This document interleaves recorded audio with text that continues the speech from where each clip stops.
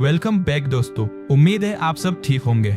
आज की कहानी है बटरफ्लाई के बारे में, जिसे हर किसी का रस चूसना बहुत ही अच्छे तरीके से आता था और इसी वजह से हर कोई उससे शादी करना चाहता है। लेकिन ये बटरफ्लाई किस फूल को अपना बनाएगी, यही हम आज देखने वाले हैं। मूवी का नाम है मूनलाइट बटरफ्लाई।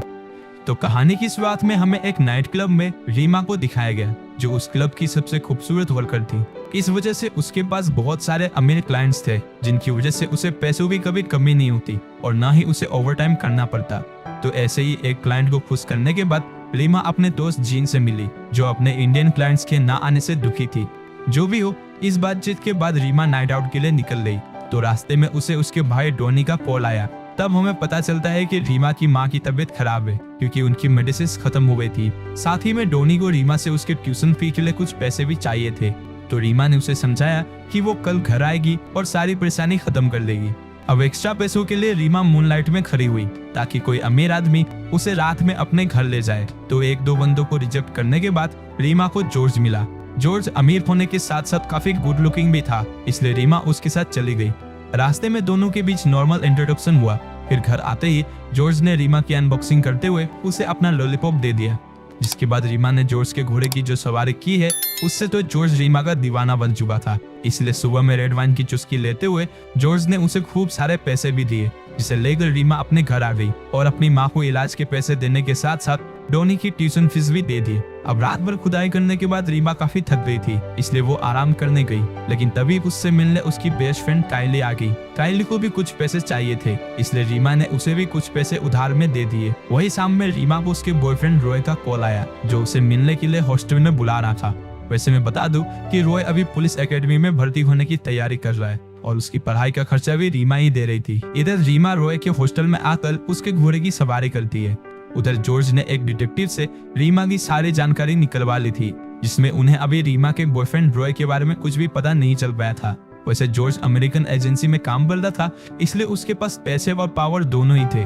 लेकिन डिवोर्स होने की वजह से जॉर्ज के जीवन में प्यार की कमी थी, इसीलिए उसे रीमा की जरूरत पड़ी। क्योंकि रीमा के कैरेक्टर और उसकी खूबसूरती से उसे प्यार हो गया था, इसलिए उसने रीमा को कॉल करके अपने एक फ्लैट पे बुलाया, जहां उसने रीमा को समझाया कि वो उसके साथ लिविंग में रहना चाहता है, जिसके लिए वो उसे पैसे भी देगा। साथ ही में वो उसके फैमिली के खर्चों को भी संभाल कर उसकी माँ का इलाज भी करवा देगा। रीमा को समझने में देर नहीं लगती है कि ये वंस इन अ लाइफ वाली सिचुएशन है, इसलिए उसने तुरंत जॉर्ज का ऑफर एक्सेप्ट किया और यह खुशखबरी उसने अपनी क्लब वाली दोस्त जीन के साथ अपनी मम्मा को भी दिया और वो दोनों रीमा के लिए खुश भी थे। रीमा जब वापस अपने घर आई तो डोनी ने उसे बताया कि रॉय उसका बस फायदा उठा रहा है, लेकिन रीमा ने उसकी बात को इग्नोर किया और वो अगले दिन वापस से जॉर्ज के पास आ गई। तो स्विमिंग पूल के पास जॉर्ज ने उसे एक गुड न्यूज बताई कि वो उसकी माँ के किडनी ट्रांसप्लांट करवा देगा, जिसके लिए उसे या उसके भाई को डोनर बनने की जरूरत भी नहीं है, क्योंकि उसका दोस्त एलियट जो डिटेक्टिव था वो किसी और डोनर का इंतजाम कर लेगा। इसी बीच रॉय रीमा को लगातार कॉल किया जा रहा था, क्योंकि उसे शक था कि रीमा को कोई और मिल गया है। अब जैसे तैसे जॉर्ज से छुपते हुए रीमा ने रॉय से बात करके उसे खूब सारी बातें सुनाई, जिस वजह से उन दोनों के बीच दूरियां आ जाती है। उसी रात जीन को दो पैसे वाले कस्टमर्स अल्तामास और रोनी मिले, जो उसे अपने साथ होटल ले गए। दोनों ने हार्डकोर वाली खुदाई की शुरुआत एक ही साथ कर दी। पहले तो जीन को भी उनका एग्रेशन पसंद आया, लेकिन जैसे ही उन दोनों ने उसे अब्यूज और हैरेसमेंट करना शुरू किया तो जीन ने उन पे हाथ उठा दिया, जिसकी कीमत उसे अपनी जान गंवाकर देनी पड़ी। अगले दिन रीमा ने अपनी फ्रेंड काइली की मदद से रॉय के साथ दोबारा से पैचअप कर लिया। उसी रात जॉर्ज ने रीमा को यह बताया कि वो एक मीटिंग के लिए अफगानिस्तान जाने वाला है। साथ ही में उसने रीमा से रॉय के बारे में पूछा तो रीमा ने उसे बताया कि अब उसके और रॉय के बीच कुछ भी नहीं है। तो रीमा की झूठी बातों पर भरोसा करके जॉर्ज अफगानिस्तान के लिए निकल गया। रीमा अपनी मम्मा को लेकर हॉस्पिटल आई, जहाँ डोनर से उसकी किडनी मैच हो गई, लेकिन उनके पास $50,000 पैसे नहीं थे कि वो डोनर को दे सके। इसीलिए रीमा को जल्दी से अपने काम पर लौटना पड़ा, ताकि वो पैसों का इंतजाम कर सके। इसी बीच उसने जॉर्ज के डिटेक्टिव एलियट को भी पकड़ लिया, जिससे उसे पता चला कि अमेरिकन एजेंसी भी जॉर्ज से कांटेक्ट नहीं कर पा रही है और हाईली चांसेस थे कि जॉर्ज मर चुका है। पर एलियट का मानना था कि अगर नक्सलियों ने किसी भी अमेरिकन को मारा होता तो उनके लिए एक जीत की तरह होती और इस कामयाबी को वो पूरी दुनिया के सामने जरूर रखते। पर उनके तरफ से ऐसा कुछ भी देखने को नहीं मिला। तो जॉर्ज 100% जिंदा है, लेकिन रीमा जॉर्ज के सहारे नहीं बैठ सकती। इसलिए वो एलियट को समझाती है कि बेटा पीछा करना बंद करो, नहीं तो जहाँ से निकले हो वहीं वापस घुसा दिए जाओगे।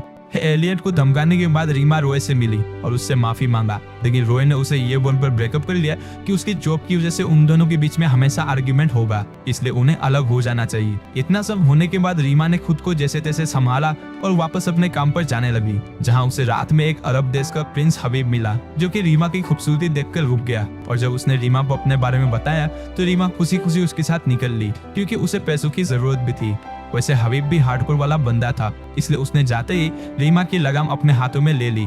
इसके बाद हबीब ने रीमा को अपने ऊंट पर बैठाकर वेलकम टू दुबई करवाया। अब रीमा की झील में हबीब के ऊंट को इतना पानी मिल गया था कि उसने भी खुदाई के बाद रीमा के सामने एक डील रखी कि वो उसे बहुत सारे पैसे देगा, वो उसे अरब की क्वीन बनाएगा, लेकिन उसकी बस एक ही शर्त है कि उसे उसका पानी सिर्फ उसके ऊंट को ही पिलाना होगा, कोई और दूसरा मर्द उसे हाथ तक नहीं लगाएगा। ये मौका जिंदगी ने रीमा को दूसरी बार दिया था, जिसे उसने दोनों हाथों से कबूल कर लिया। अभी जो कुछ भी रीमा की लाइफ में चल रहा था, उसने सारी बातें डिनर पे काइली को बताया। इसी बीच काइली को वोमिटिंग हुई, तो उसने इस वोमिटिंग का रीजन फूड पॉइजनिंग बताया। यही उन्होंने रॉय की भी बात की कि ब्रेकअप के बाद रीमा ने रॉय से भी कोई कांटेक्ट नहीं रखा। कुछ दिनों बाद न्यू ईयर था, तो रीमा न्यू ईयर के दिन रॉय से मिलने गई, तो उसे हॉस्टल की वार्डन से पता चला कि रॉय तो काइली के साथ उसके शहर में शिफ्ट हो गया है, और वार्डन काइली को ही रॉय की गर्लफ्रेंड बता रही थी, क्योंकि वो अक्सर रॉय से मिलने उसके घर आती थी। अब रीमा को समझने में देर नहीं लगता कि काइली और रॉय दोनों उसे चीट कर रहे थे। साथ ही में उसने यह भी गेस कर लिया था कि काइली प्रेग्नेंट है,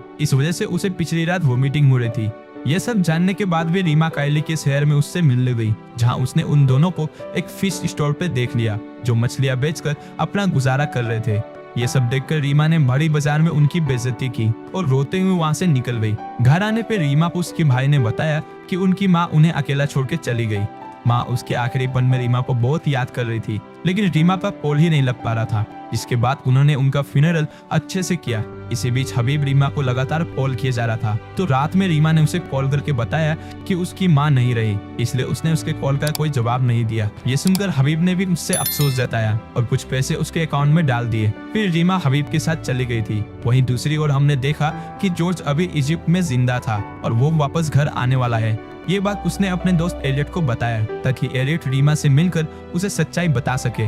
इधर हबीब ने रीमा को गन दिया और उसे कार में ही रुकने को बोलकर अपने कुछ दोस्तों से मिलने चला गया। यही हमने देखा कि ये दोनों वही चंगू मंगू है जिन्होंने रीमा की दोस्त काइली को मार दिया था। अब यही रीमा ने उन सब की एक वीडियो भी बना ली थी, ताकि फ्यूचर में कुछ काम आ सके। खैर, घर आने के बाद डोनी ने रीमा को बताया कि एलियट नाम का एक शख्स आया था, जिसने उन्हें बताया कि जॉर्ज जिंदा है और वो वापस घर भी आ रहा है। तभी उन्हें टीवी पर न्यूज मिली कि जिस शहर में काइली और रॉय रहते थे, वहाँ टेररिस्ट अटैक हुआ है, जिसमें बहुत सारे लोग मारे गए हैं। इसी बीच रीमा को जॉर्ज का कॉल आया, तो पता चला कि जॉर्ज अभी काइली के शहर में ही है और उस टेररिस्ट अटैक में काइली और रॉय दोनों मारे गए। ये सुनकर रीमा और डोनी फूट फूट के रोने लगे। अब उसी रात जॉर्ज वापस घर आया और रीमा से मिला। जॉर्ज को पाने के बाद रीमा दोबारा से खुश थी, इतना सारा दुख होने के बाद भी। जब जॉर्ज शावर ले रहा था तो रीमा उसके कपड़े वगैरह वार्डरोब में रख रही थी। जिस बीच उसे एक फाइल में हबीब की फोटो मिली, तो जॉर्ज ने उसे बताया कि हबीब अलकायदा का प्रिंस है और उसी ने अपने कुछ साथियों के साथ मिलकर टेररिस्ट अटैक करवाया, जिसमें टाइली और रॉय मारे गए। ये जानने के बाद रीमा ने हबीब से रिलेटेड सारी बातें जॉर्ज को बताई और जॉर्ज भी रीमा की मजबूरी समझ चुका था, लेकिन अभी उससे इम्पोर्टेंट हबीब को पकड़ना था। इसलिए एलियट के साथ मिलकर उन्होंने रीमा को बेसिक ट्रेनिंग देना शुरू किया, जैसे कि एक्सप्लोजिव को कैसे डिफ्यूज किया जाता है, गन कैसे चलाते हैं, यही सब कुछ। इन्हीं सब के बीच में रीमा ने हबीब के साथ काम कर रहे लोगों की फोटो दिखाई, जिस वजह से हबीब को ट्रैक करना जॉर्ज के लिए काफी आसान हो गया था। इसी ट्रेनिंग के बीच एक रात खुदाई करने के बाद जब जॉर्ज और रीमा सोए हुए थे, तो रीमा को हबीब का कॉल आया, जिसने उसने रीमा को अकेले में मिलने को बुलाया, क्योंकि डोनी उसके कब्जे में था। इसलिए रीमा बिना जॉर्ज को बताए ही वहाँ से निकल गई। अब रीमा के आते ही हबीब ने उसे गालियां देते हुए मारना शुरू कर दिया, ये बताते हुए कि वो उससे प्यार करता था। इसलिए उसने जानबूझकर काइली और रॉय को बम ब्लास्ट में उड़ा दिया, क्योंकि उन दोनों ने उसे धोखा दिया था, लेकिन फिर भी वो उसे धोखा दे रही थी। उधर दूसरी ओर जॉर्ज जागने के बाद एलियट और अपने टीम के साथ रीमा को ट्रैक करने में लग चुका था। इधर रीमा ने जैसे तैसे हबीब को ओवरकम करके उसे घायल कर दिया था और डोनी के साथ वहां से लिफ्ट की ओर भागने लगी। पर जाने से पहले उसने देखा कि हबीब ने उनके एयरपोर्ट पे बम ब्लास्ट करने का प्लान बनाया है। ये सब देखकर वो लिफ्ट की ओर भागे ही थे कि तभी वहाँ हबीब के लोग आ गए, जिन्होंने रीमा को पकड़ लिया, पर डोनी वहाँ से भाग गया था।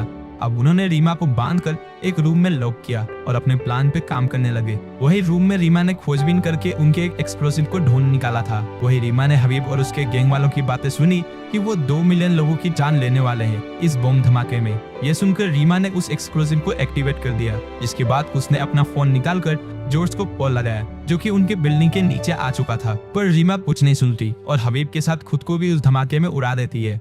मरने से पहले उसने जॉर्ज को आई लव यू बोला, क्योंकि वो एक दूसरे से शादी करने वाले थे, पर किस्मत को तो शायद कुछ और ही मंजूर था। इसी सैड एंडिंग के साथ हमारी आज की मूवी मूनलाइट बटरफ्लाई यहीं खत्म हो गई। मूवी डाउनलोड करनी है तो डिस्क्रिप्शन से टेलीग्राम ग्रुप ज्वाइन करें, और वीडियो पसंद आए तो वीडियो को लाइक और चैनल को सब्सक्राइब जरूर करें। तो दोस्तों, ये थी हमारी आज की कहानी। तो ऐसे ही इंटरेस्टिंग कहानी के साथ हम आपसे अपनी अगली वीडियो में दोबारा मिलेंगे। तब तक आप हमारी पिछली वीडियोस को एंजॉय करिए और अपना ख्याल रखिए।